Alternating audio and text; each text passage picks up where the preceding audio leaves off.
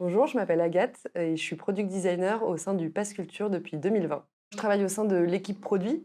L'équipe produit, c'est l'équipe qui s'occupe des produits digitaux du Pass Culture, à savoir une plateforme pour les acteurs culturels pour qu'ils puissent déposer leur offre culturelle, une application pour les jeunes pour qu'ils puissent justement avoir accès à ces offres et une plateforme pour les enseignants pour qu'ils puissent avoir accès aux offres collectives aussi des acteurs culturels. Il y a trois grandes équipes au sein de la partie jeune, à savoir l'activation. L'équipe d'activation, elle s'occupe de créer des parcours d'onboarding pour que le jeune ait accès facilement à son crédit et puisse du coup découvrir des offres culturelles rapidement et de manière efficace. Il y a la squad découverte qui, elle, va plutôt s'occuper du contenu sur l'application et pousser le jeune à justement découvrir différents contenus culturels, des vidéos, des lieux culturels, etc. Et donc la troisième qui est la conversion, l'équipe qui s'occupe de faire en sorte que le jeune puisse facilement dépenser son crédit et découvrir des parcours en fonction de notre catalogue. Donc, par exemple, on va créer un parcours adapté à la réservation d'une œuvre de cinéma qui ne sera pas le même qu'un parcours de réservation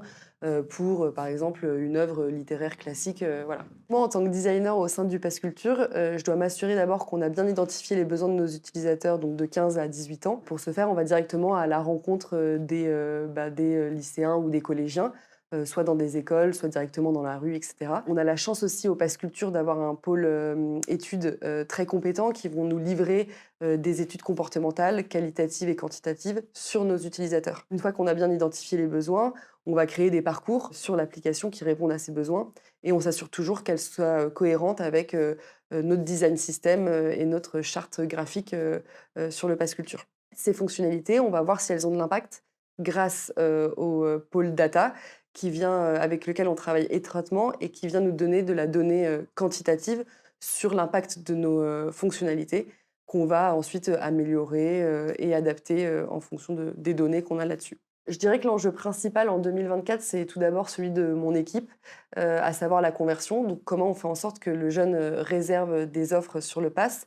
Mais au sein du Pass Culture, ce qui est trop intéressant, c'est qu'on a un enjeu de diversification. L'enjeu de diversification, c'est un score qu'on suit pour savoir en fait la manière dont le jeune consomme ses offres et on fait en sorte qu'il soit le plus large possible dans ses réservations et qu'il ait un panel culturel varié, qui change ses habitudes culturelles quand il arrive sur le pass. Donc s'il arrive et qu'il va réserver par exemple un film, on va faire en sorte après qu'il réserve un livre, puis un instrument de musique, voilà, que son panel s'élargisse et qu'il ait accès à plein d'offres culturelles diverses et variées. J'ai eu la chance d'être formée en UX Writing par le Pass Culture et donc en 2024, l'objectif, c'est qu'on forme l'ensemble de nos collaborateurs à adopter un ton commun sur nos supports digitaux. J'aime beaucoup mon métier au sein du Pass Culture parce que déjà, il y a un esprit qui est très collaboratif. On est une équipe de 7 designers et on a beaucoup de rituels et de cohérence design qui nous permettent d'échanger sur nos pratiques. Je dirais aussi qu'il est expérimental. Je vous parlais du score de diversification, c'est un dispositif qui existe nulle part ailleurs et c'est ultra intéressant pour un designer de créer des parcours sur cette application. Et enfin, je dirais qu'il est